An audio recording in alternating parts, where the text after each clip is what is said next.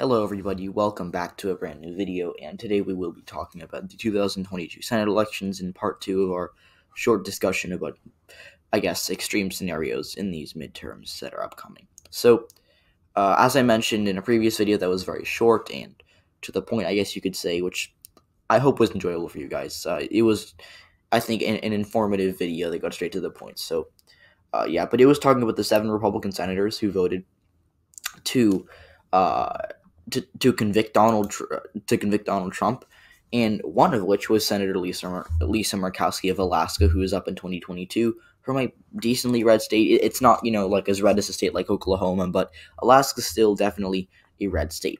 So let's just get. And I just wanted to you guys probably remember that, but I just wanted to refresh your guys' memory. So let's get started with the states that would be safe for the Democratic Party in this best case scenario for Republicans.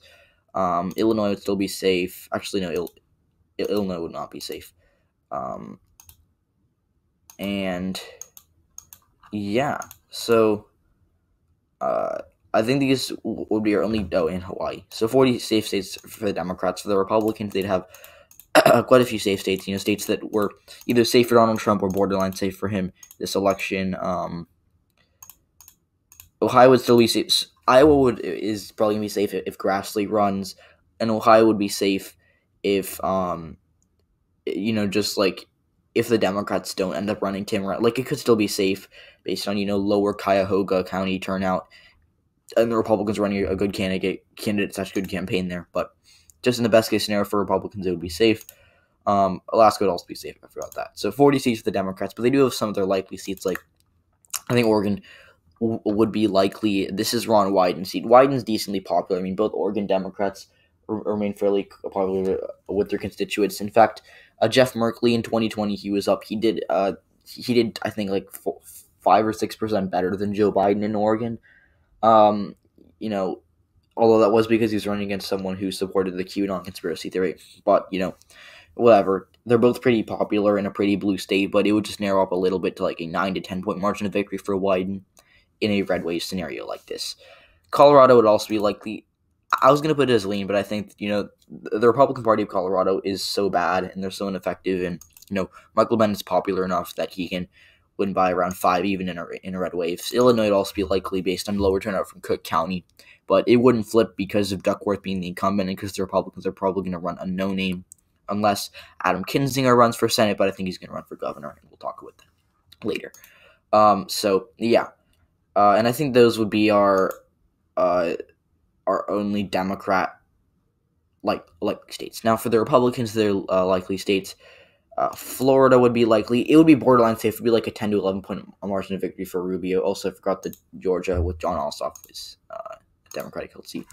So I think Florida would be likely. I mean, it's likely to begin with, but Rubio would do like maybe 3 to 4 points better than we expect. So yeah, and then North Carolina would also be likely in this best case scenario for Republicans. I mean, I was actually going to have it as lean, but I think that North Carolina, the Republicans have a slightly higher ceiling than Democrats there, mostly because they win, I'd say, 2 out of every 3 times, which is still a very competitive state, but I think that the Republicans still have a higher ceiling, and they could win it by around 5 to 5.5% in this best case scenario for them, assuming that, Jeff Jackson runs a bad campaign and Mark Walker runs a good campaign.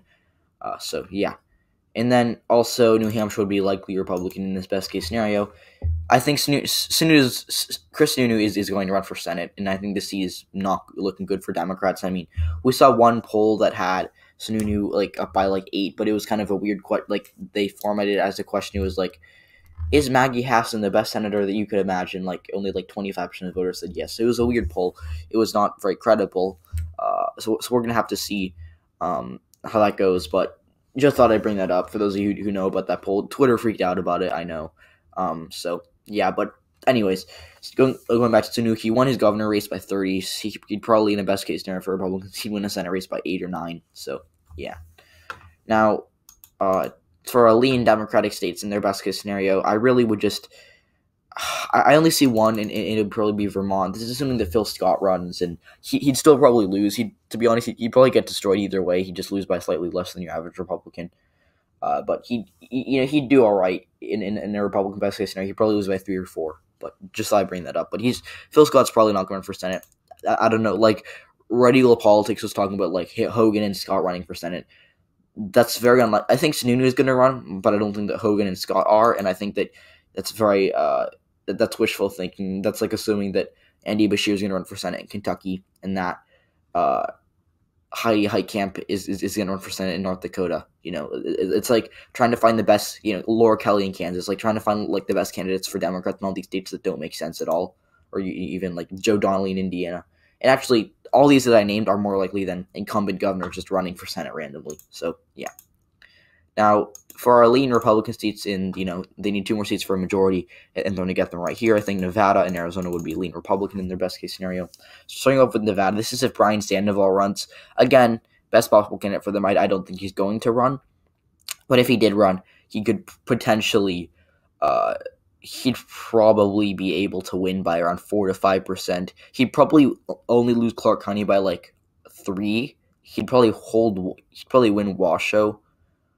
So I think that he'd carry the state of Nevada against Catherine Cortez Masto, but I don't think he's going to run. He's kind of been a no-name in politics since he was term limited in 2018, and he didn't do anything after that, and he hasn't said anything publicly. So I think he's retired. I think he's enjoying his life and would rather not run for Senate. But if he did, he'd probably win.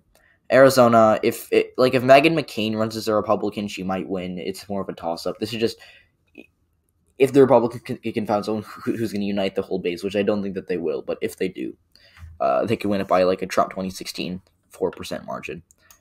And then other lean Republican states in the scenario would be Wisconsin. Ron Johnson would probably hold there by like a 2016 type margin where he won by 3. Just thought I'd float that. If Doug Collins is probably the best candidate in Georgia, or maybe even Vernon Jones, I'm not sure, but in a best case scenario, they'd probably win it by like, I guess, a Trump 2016-esque margin, maybe a little less, because they'd be able to appeal to the suburbs and do as good as Trump did in 2016 in the rural areas, the states. That's it. And then Pennsylvania is another lean state that they do well enough in rural part of the state, and like if Fetterman scandal drags them down, which I don't think it will, but if it does, they could win that state by potentially 4 or 5. And then lastly, we have one till Republican state. I'm going to be very brief. They'd win Maryland by under 2%. If Hogan did run, he would probably still lose, but in a best case scenario, he'd barely somehow manage to carry the state. I don't know why people think he would win.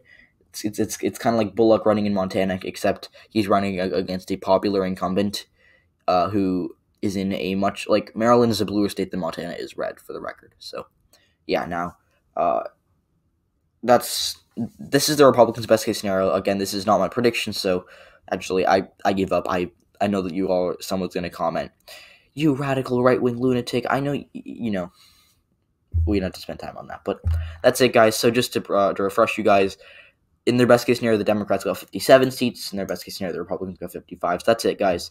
Thank you for watching this video. Like, subscribe, join if you want the perks. I'll see you all in the next one. Goodbye.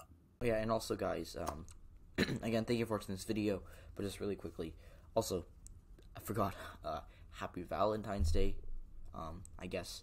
But anyways, I'm doing a subscriber decide election night. The link will be in the description or in the comments of this video, depending on if I remember. I probably won't, but again, please do fill that out. Also, ignore the UEP live screen. That's just a screen that I was using. But again, Google form for the subscriber decide election night. It'll just be a presidential election night between Kamala Harris and Donald Trump 2024. So fill that out, and I'll see you guys next one. Thank you. Goodbye. Yeah. Goodbye.